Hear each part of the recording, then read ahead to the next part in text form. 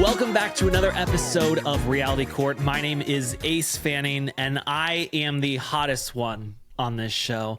I am joined. Thank you. Without a doubt. I'm glad that we can agree on that. Now, some people may say that she's too old to wear too dark of eye makeup. Somebody said that? Where? Yes, they were like, she needs to wear less dark eye makeup. She's too old. I'm like, shut the fuck up. I agree. Last week, let me tell you. No, seriously. Well, can I finish introducing who you are? I toned it down today. I just want her to know. Okay. Well, guys, I am joined by my very beautiful, and I do not believe too old to wear too dark of eye makeup, Ana Quincoces, former Real Housewife of Miami and current favorite housewife in my heart. Okay. Aww. Now. Yeah, you're welcome. Okay. Can I talk to the person that thinks I'm too old for too dark eye makeup? First of all, I agree. Sure. Okay. I'm going to tell you that I really agree. Okay. Last week, I've never looked worse on a podcast for many reasons. Number one, I didn't have my light. The sound was awful, echoing and stuff. And so when I think I look bad, I just keep putting on makeup like it makes it better. I even said it. I think I look like a drag queen. So I agree 100%. Okay. I toned it down today. I don't wear like fake lashes or anything, which is unusual for a housewife. Right. I do. And you can probably tell. I agree. You could have said it in a nicer way, but I agree. Okay. Well, you know what? That's constructive criticism. And I love that you can handle it. Now, if anyone were to say that to me, I'm done for. So, well, if you were wearing too dark eye makeup, that would be the problem. I think, honestly, I feel like I have such a nice palette. I could wear any kind of makeup I want and it'd be fine. Well, you had a birthday weekend. Ace turned 35, which means he's like 10 years younger than me. No, a lot more. 10? I was like, girl, calm it down. More. Here's the thing. 35 to me feels like a midlife crisis. Because if you think about it, like how many guys do you know who are really living past like 70, you know? God, a lot, Ace. A lot. Oh, okay. Well, really? People don't live long in Peoria? Well, no, not necessarily that, but I just... Get the hell out of there! I feel like 30, like 70... Well, maybe it's like after 70, like nothing even matters anymore. Are you saying that I have 10 years left, max? 11 or 10 years left? No, women, I think you have longer. I think women have until like 80, and then there's nothing after that. It's just like... No, I don't think so. Why do you think men die before their wives? Because we play with our wieners too much. Oh, because they want to. I'll tell you this right now. If my wife dies before me, I'm gonna be so pissed at her. It's like she can handle the world on her own. I cannot. Yeah. And so if she were to do that to me, I would never forgive her. She would greet me in heaven, and I would be like, I'm still not talking to you. I'm not talking to you. I found some bitch here that's gonna, put up with all my craziness. Yeah, and Anna's also been here quite a while waiting for me. She's made things really easy for me, set everything up. She thinks she's my mother. We're gonna podcast here. Yeah, we're gonna do our podcast here. Now, let me ask you a question because I was looking at your stories over the weekend, and it's first of all, you can fucking dance. Oh, thank you. Like, that is crazy, Ace. I'm telling you, really, seriously. I'm good at sex, you know? Like, you know what? I didn't think that before, but now I do. See? Now I do got those because, hips. Yeah. No, Shakira. Ace, seriously. How long ago was that? 2021. Oh, okay. All right. No, so 2022. Yeah. I can still have those skills. Oh, yeah. Okay. So I also saw that you were kind of peddling for friends on... Yes. Maybe I should put this out here too. Right. Yeah, I am on a quest for friendship. Now, the thing is I'm specifically looking to create a male friendship. No, I know. You have a lot of female friends. I have a lot of female friends. And at a certain point, this is actually probably going to get serious for a minute, but I was teased so much growing up by guys. And so it's made me very untrusting of guys, and it makes me not feel comfortable around men. And I'm so fearful now that I'm a dad that I am going to like put that onto my son, and then he's going to struggle to make relationships with men, and then he's going to like follow the same kind of cycle. And he's so already a bruiser. You can tell. He is. Yeah, for sure. But I'm just like, I don't want to. So I feel like I have to fix this part of myself in order to like, and I also don't want to be that dad where it's like, you know, we're going to Little League and it's like all the dads are over there like spitting their seeds or whatever, and I'm over with the gals chatting about housewives again, you know? So what?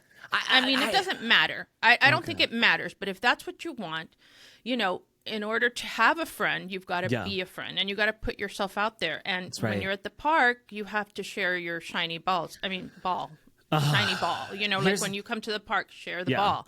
Yeah. Like you've got to take a risk. You are risk averse when it comes to human relationships. That is true. But I have signed up for. I have signed up for Bumble for Friends, BFF. Did you? And I did. And now there's been a couple people on there who definitely want to fuck me. There's one guy who's really interested in roughhousing. He really wants to roughhouse with me. And I was like, I've never roughhoused before, you know. I don't with anybody. No, I've never had a brother. My sisters and I were roughhousing, you know. Like I wasn't going to girls' birthday parties and be like, let's roughhouse, you know. And so he's like, he just keeps talking about roughhousing and wrestling, and so why are you still talking to him? Well, no, I had to unmatch him. It was very quick that he got into the roughhousing. Like it was very right, because he doesn't want to waste any time. No, and so I was just like, yeah, I'm like, no, I've never. And I thought maybe like at first, I'm like, okay, well, here's the thing, I have to put this in perspective. If I'm on here, I have to realize that I'm of the same caliber of these people. You know what I mean? Like I'm here and I'm not great. Otherwise I wouldn't have to be here, you know? Right. And that's my problem. I think I'm better than those people. Right. And so I had to lower my expectation and be like, okay, listen, I'm not that great. And so when he first said roughhousing, he's like, you know, do you like to do a lot of roughhousing? I was like, that's kind of weird, but maybe this is how guys talk. I don't know. Guys don't talk like that. I've not had many male conversations. And then it was like, we kept talking about roughhousing and wrestling and stuff. And I was like, yeah, no, I don't usually roughhouse, you know? I usually roughhouse with my wife is your friend. Naked. Yes. Oh, right. Pat is your friend. Yes. David is your friend. Cody is your friend in your head. Yes. So, you know, I think the fact that you're open to it is going to make it a lot better. I hope you haven't made a friend yet. No, I'm actually I feel like I'm on the precipice of a friendship with one guy. Really? Yes. Yeah. Does he know you're a podcaster? Yes. What's his name? I'm not going to say. I'm not going to jinx it. Okay. Well, can you give us like a fake name like Frank, you know, like Jameson's boyfriend? Well, his name is Chris. I'll just say it. Chris, okay. Yes. His name is Chris, and we've really hit it off. I feel like we've got a lot of things in common. We're also... So the reason I'm doing this is I had a friend, and then he basically told me, like, it's way too much work to be your friend. You have way too many emotions and stuff like that. And I was like, oh...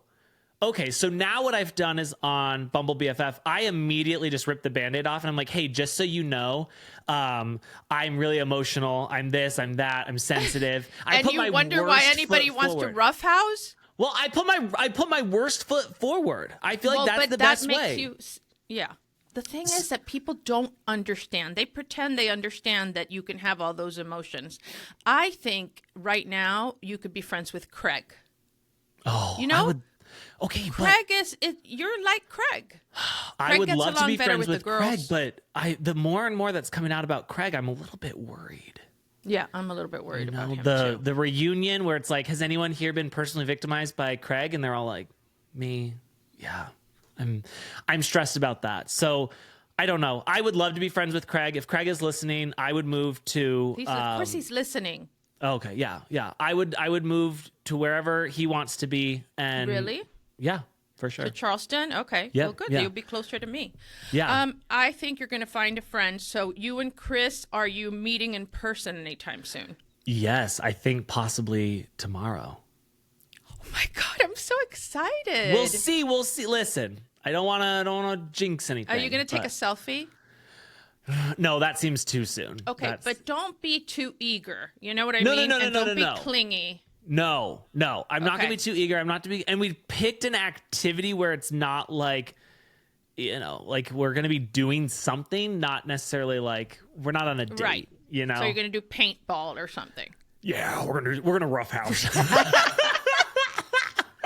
And is he married as well? Same age? No, he's not married. So that was the thing. I did want to find dad friends, but I've not found any yet. But we're working on it. We're working on it. All right. Well, that's exciting. Yeah. So you've made a new resolution yourself this year. I've made several resolutions. Let me tell you what's going on. Ever since I moved here, it's like I don't work at it that much anymore, at anything.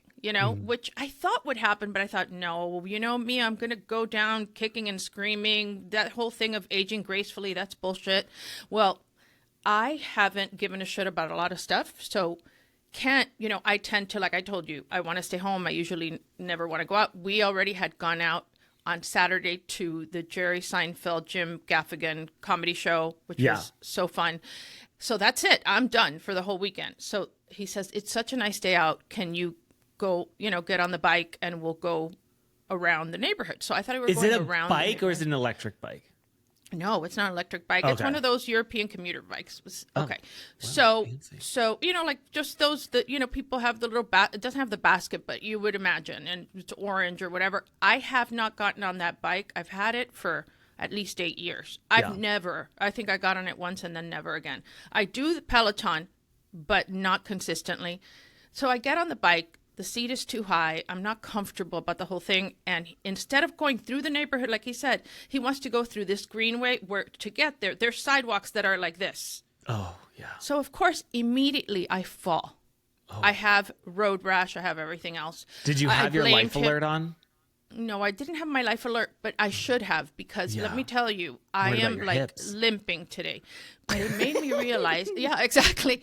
It made me realize I've allowed myself to get completely out of shape. It doesn't even matter how you look on the outside. It's really on the inside. I am completely out of shape. Mm-hmm. I was hyperventilating. I had to take my blood pressure. Like it was crazy. God. I can't be that person anymore. I've seen 85-year-old men skiing and doing all that stuff. I don't have to feel like this. So I'm going to get out and I'm just going to do stuff because it doesn't feel good you know what I mean? Like I woke up one day and then I was this age. Like it just happened so fast. I know everybody tells you that. Enjoy your kids now. I know it's a pain in the ass, but they'll never be this age again. All that shit is true. It's true. And then you wake up one day and it's like, how did I get here? Well, I love that we're both going through age crises at the moment. I feel like that feels good for us. Yeah. So I will say, I guess I don't want to put my carriage before the horse or something like that. But if anyone would like to audition to be the other co-host of Reality Court, let me know because it sounds like Anna's kind of on her way out. She's got one foot in the grave. No, a resolution. And then my other resolution is Wait, can I ask you about the crash really quick? Did you was it full to the ground? Like couldn't even catch yourself? Yeah, yeah, but nobody saw it. Not even him because he was way ahead. He heard it.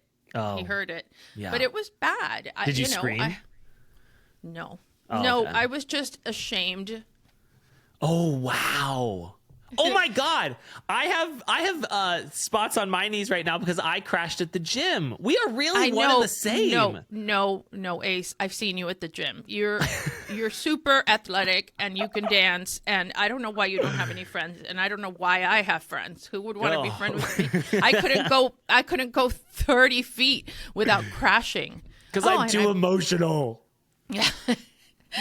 And so nothing. I'm just going to start doing my Peloton every day and going on walks and being a person. And I'm also going to start posting more on social media. I have this idea that I have to wear too dark eye makeup to just be on social media. And I'm very transparent about other things. So why not? You know what I mean? Just turn on the thing whenever, I cook all the time. I do things that might be of interest to people all the time. I never post about anything.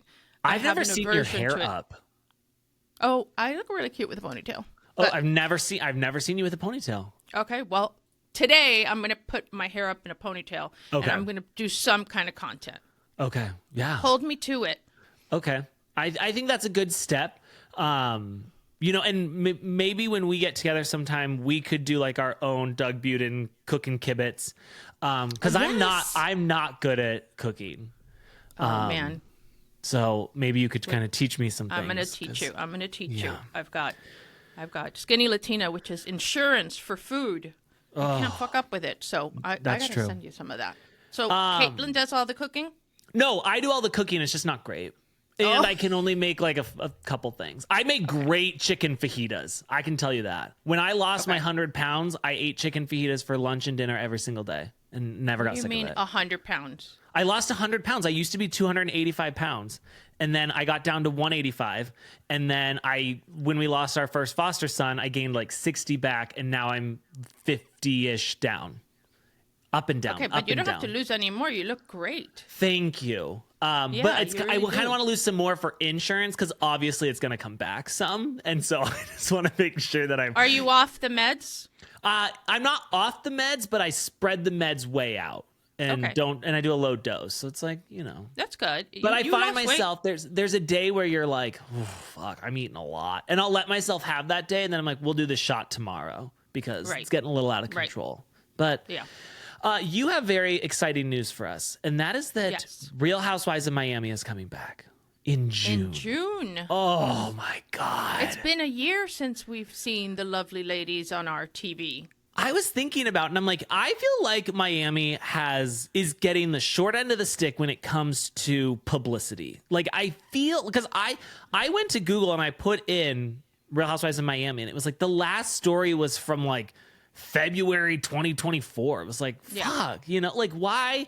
We need to be putting more out about them. We need to be getting the name out there more. And it's like, how do you expect the show to do well when, you know, you're not publicizing it? You're not promoting it. I think we're going to see a lot more promotion now because in order for that show to do well, there's got to be no other show on. Stop. And no, I'm serious. Just because, and I think that once people watch it, I don't think that people have given it a chance. I do think it's good, and I think this season's going to be good. We've got a lot of new things happening. Alexia got veneers, and Gertie is going to be over the top. Oh, God. It's going to be a great season. You know, that's new. No. I'm excited to see Kiki be a mom. Yeah, and I'm excited for the new girl. I'm excited for the new girl because I don't know what to expect there. Stephanie. Yeah, Stephanie. Yes. There's going to be some jealousy about her lifestyle, as there was with Nicole. Definitely. Do you know, when I went to Miami 2 summers ago, and it was awful. It was so fucking hot. It was so miserable. I hate Miami. Oh, God. But all I wanted to do was find that building that Alexia lived in where their garage is in their fucking living room. And finally, I found it, and I was just like, honestly, can you imagine you're sitting in your living room and you're like, there's my fucking Kia Telluride sitting like over, like, come on, like, I'm like, that's so stupid. It really, like, if you think about that on like a normal people scale, it's really the dumbest thing in the entire world. I went and looked at a house recently where it was a normal house, like a house that I could actually possibly maybe afford.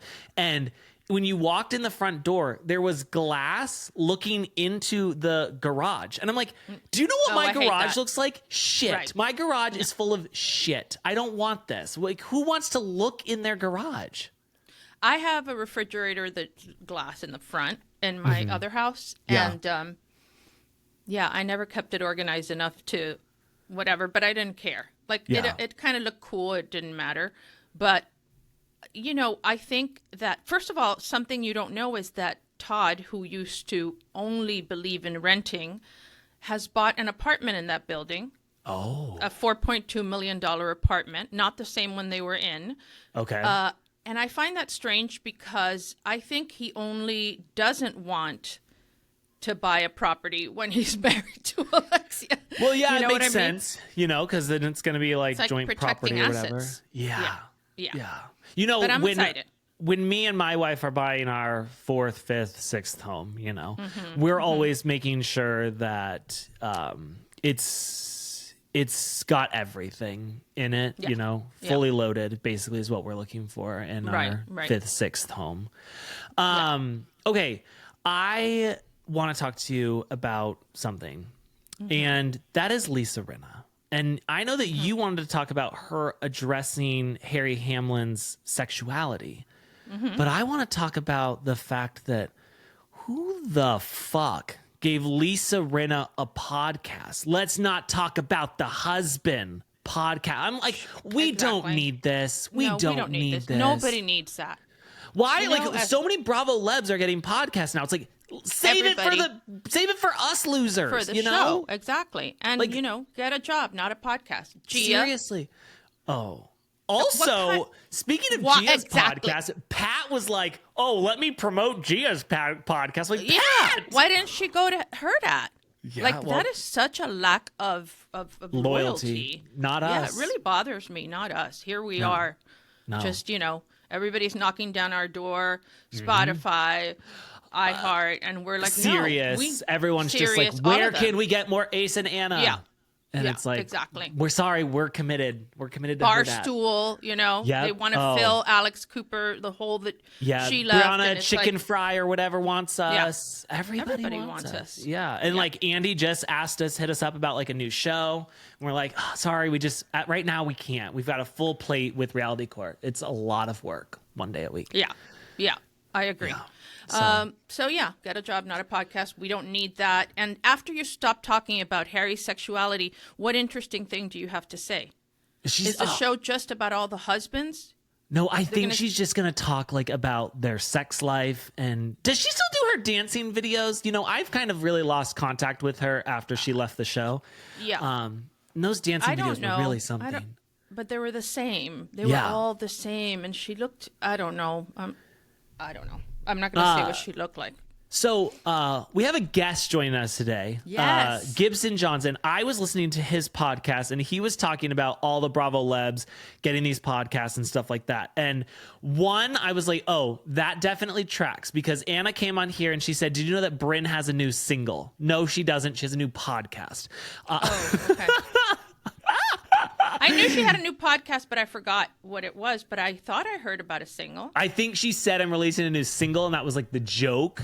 But no, I'm releasing a podcast. Okay. But then he also talked about the fact that Meredith and Seth from Salt Lake, they had a podcast that lasted 11 episodes and hasn't made an episode in over a year now.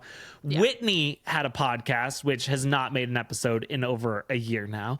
And it's like Emily Simpson and her husband, Shane, had a podcast that was just about I don't know, law and Blake Lively and shit like that. And like, that's, I don't know. It's not, just because you're a Bravo celebrity does not mean that you'll have a successful podcast.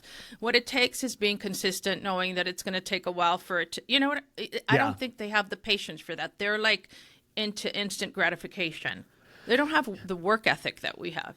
You know what? Oh, God, of course not. No. You know what podcast that I've been listening to? And you told me to listen to one Miss Mel Robbins. And I listened to her Let Them episode, and it took me a while to finish it. So I think I talked about this last week, but I've learned more now.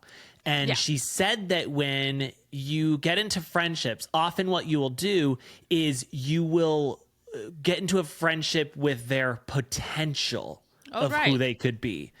And I was like, oh my God, that's so true. And I think when you meet Chris, you're not going to meet Chris. You're going to meet Chris's representative. It's going to be who Chris wants you to think he is. But maybe you will be a little bit more transparent, and maybe he will too as a result. But normally, like when you meet a guy, a woman meets a guy, or a guy meets a girl, you're just meeting their representative. Yes. It takes a long time to peel back that onion. I feel like we've really dove deep. We both really love police body cam footage on YouTube. So that was good. He has always wanted to discover a dead body, and so have I. Different reasons. I feel like he's like, that would be just so crazy. And I'm like, I would love to be able to write a book about it. You know, I'd love to be able to tell people. I'd love to go on like a Dateline, and they'll be like, who are you? And I'll be like, I was out out for a run, as one does, and I came across this body, and I would turn the entire Dateline into like my story and stuff like that. So different, different kind of end goals, but the same goal at the same time. Right. So maybe you can go hiking and, and somebody can, for fun, just put a dead body there. Like, I have some contacts with the police in Peoria, so I'm going to set it up. Good. Yeah, no, I appreciate that. Real Housewives of Atlanta. NeNe Leakes has said that for the right amount of money that she would come back to Atlanta. Do we need NeNe back? We don't need NeNe back, and it'll never happen. Here's my thing. You don't sue Andy and then want to come back on the show. It's just not done. Also, I'll tell you one thing about Andy. He either likes you or he doesn't like you, and sometimes he loves it has us. nothing. Yeah, he loves us. He listens every day.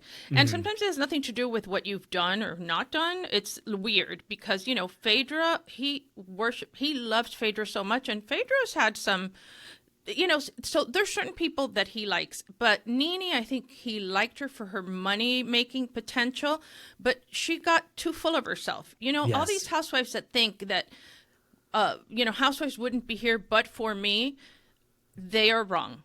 Yeah. They are wrong. It's a thing that is self-propelling. It's its own animal. It wasn't made by any one person. I feel like the thing is we're never going to get back the old NeNe. And therefore, we don't need it, because the NeNe that we got back after she was off Glee or whatever fucking show she was on, where she was basically a Sue Sylvester or something. I have no idea. But it was like she came back and it was like she was above everything. And it's like, no. I want someone who's willing to get into the thick of it, who's willing to scream at people, who's willing to like snatch a weave off of somebody. That's the NeNe that I loved and I fell in love with. And I don't think we're ever going to get her back again. No. She will feel pretty insecure if she went there now with Portia's best friend's $9 million mansion and all that stuff. Yeah. And these women that are legit successful, the one that has the chicken waffle plate. I mean, come on, that's a big deal to have a restaurant for that long and that it's successful. So I've been going back and forth on Miss Kelly, our waffle queen, because does she really? It doesn't feel like she really has money. It feels as though we're seeing smoke and mirrors. It seems like, maybe she has this business and maybe it does well, but like maybe there's a lot of overhead or something. And so it's not overhead. It's that all these people live above their means. That's one thing I can't do it. I won't be able to sleep at night. If I'm like borrowing from Peter to pay Paul, it's not worth it. I'm at the age, I think you're like this too, but I'm at the age where experiences are much more important than stuff. I think you probably have been that way. I don't know. I think you guys are very, I see you, focused on your kids, enjoying those moments. And that's important. Don't get me wrong. Marshalls hates to see us coming, Right. But it's Marshalls. Like, you know what I mean? You're not going to Neiman Marcus and have your own personal shopper. No. Because, so... we don't need NeNe, and it's just I would be shocked if it happened, but I don't think so. I don't think actually one time I did go to a Neiman Marcus because I was I'm in a movie that's coming out, and yes, I know. Yes. When is it? We have to start promoting it. He's doing currently like local premieres, so like we're doing one in Arizona in April, like April 21st, I think, but. I had to find like a suit and stuff to wear. And so I went to Neiman Marcus and I was looking around and I was like, holy shit, like these ties are like $1,200. Like I could not believe it. And this guy comes over and he's like, can I help you? And I was like, it felt very Pretty Woman. And I was like, he gave you attitude? Yes. And I was like, I'm just looking for ties. He was like, okay, we have a bigger selection over there, which was like, there's the poor people ties. And did you take out a wad of cash? I just almost called you Caitlin. Anna, I bought like 6 ties on a credit card and returned all of them. Good for you. But in that moment, I was like, I'll take this one and this one and this one. I was like, and then I told my wife, she's like, why did you do that? I'm like, because you weren't there in the moment. I felt like I was being attacked. And so and she's like, do not even take those out of the bag. Do not take those out of the bag. yeah. But I get it. Yeah, you know, like, when you're older, you won't do that. You'll be go fuck yourself, dude. You're the one working at Neiman Marcus when I'm out shopping. Okay, so, right. I'm out shopping on a Tuesday. All right, and you're just here so you know, working. there's a place called Last Call Neiman Marcus where you get great deals on, and then off Fifth Avenue. You know, they have big sales there. We have a place here called Last Chance, and Last Chance. It's terrifying. You go into this basement and it's like clothes are flying. Like it literally turns into But it's a Neiman zoo. Marcus? I think it's like all the stuff from Neiman Marcus. Yeah. And it's scary. And like people are in there because they're trying to like resell stuff. And it's like, you can't stock a shoe line while they're refilling it. You got to wait. And then they'll like open it up and people are just like swarming onto these shoes. Yeah, no, it's very scary. I know exactly what you're talking about because when my girls were little, I would drop them off at school and I had a lady that would call me you don't know where anything is, but this is like 45 minutes or an hour away from my house. They had this Last Chance or whatever it's called. And she would tell me when the sales would start. And I thought, you know, all these women that are there are these like size 0 and 2 with little feet and whatever. I don't have to fight with them for sizes or anything. So I would get there. And the second they opened the door, all these little women and, you know, the equivalent of Lululemon back there would run in and you would hear the racks, the hangers going like that. Like, you know, clacking one after the other. And it was deafening and it was terrifying. And it's like they would fight. They would put things in their arms and they couldn't carry it. And it's like, no, you're a future hoarder. Yeah. And it's almost like, and I've seen my wife do it. She's like, what? I was like, do you really like that? And she's like, well, it was $3. And I'm like, well, but why do you need it? You're never going to wear it. You know, my wife hates to wear color and she comes out with a fucking Joseph and the Technicolor dream coat. And I'm like, when are you going to wear that? Never in a million years. You like to wear black. You really have to think about, like, when we were at the concert, Ken, it's like, you want a t-shirt? It's like, we're going to pay $40 for a t-shirt that's going to end up in the garage sale, you know, in less than a year. No. I will tell you this. I don't want stuff. I do always have to get a shirt at a concert. Right. I did. And I'll wear it though. I will wear it. You'll wear it, yeah. Yeah, because it looks like, also it's an advertisement of like, I left the house, you know? Right. I did something. And so I always feel good about that moment. Yeah. Oh my goodness. Ana, we are going to be joined this week by a very special guest, Gibson Johns of the podcast Gabbing with Gib. And I'm very excited about this. He's got, you know, he's kind of like a Brian Moylan in the fact that like he talks about it a little bit more up here, you know, where we talk about it like down here, you know, we're not the smartest, you know, we're like, okay, this is the best way I feel like I can explain us is there are people out there who are like the CNN, the MSNBC, the Fox News, whatever. Like that's some people. We are that like local news, but like not even the news ones. It's like we have it here called like Sonoran Living, where they just talk about stuff like local businesses. Like I feel like that's kind of where we're at. Yeah. In the grand scheme of news, you know, and I feel like a lot of our news comes from somebody else reporting news. And then we're just like, oh, did you hear this? I agree. But I think we are paving the way for a lot of other podcasters, because if you've noticed, we get Joe Giudice on. Yep. Everybody gets Giudice on. We get Kelly on. Everybody gets Kelly on. We got Brian Moylan on. Everybody wants to get Brian Moylan on. So like, I'm doing the hard work. I'm setting it up. I'm setting myself up for rejection. And then you just come and swoop in and whatever. And, you know, I know we're a family, but, you know, at least give me credit. So I think we're trailblazers in a way. I think definitely you are a trailblazer. And I tell everyone all the time, I'm like, I am so grateful for Ana because she can swing her dick around and she gets us guests. You know, if I were to write these people, I'm still stuck in their DMs, you know? They're like, who the fuck are you? Yeah, but you know, well, you know, I don't think so. People are getting to know who you are. We did an episode, and I can't even remember who it was, but it was before we started, and it was so funny, and I was not offended at all by it, but they were like, and who are you? And I was like, I'm honestly nobody. That's not happening anymore, though. Oh, my God. You have a fan that I'm not going to say anything until we have her booked. Okay. But let's just say somebody from Traders that doesn't know who I am and has been a fan of yours and even is a member of your Patreon. And look in your DMs because she has DM'd you before and you have ignored her.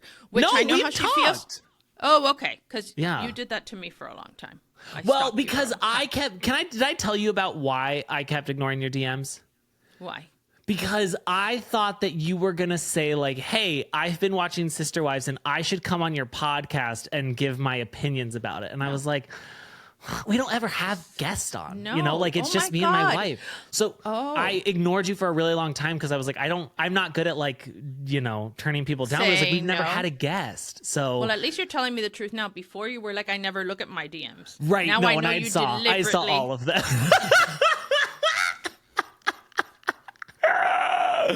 Oh my goodness.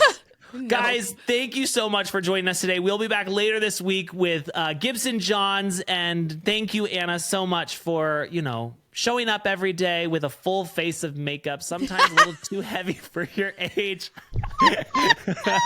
And thank you to myself, you know, for always being such a nice, you know, a nice co-host to Ana. And I'm always just so great to you, you know. Thank you, Pat. Thank you, Cam. Thank you, Hurrdat. Thank you, Teresa Giudice, because, you know, you're really paving the way for all of us podcasters. And of course, as always, thank you, Beyonce. Court is officially adjourned. Thank you all very much for joining us.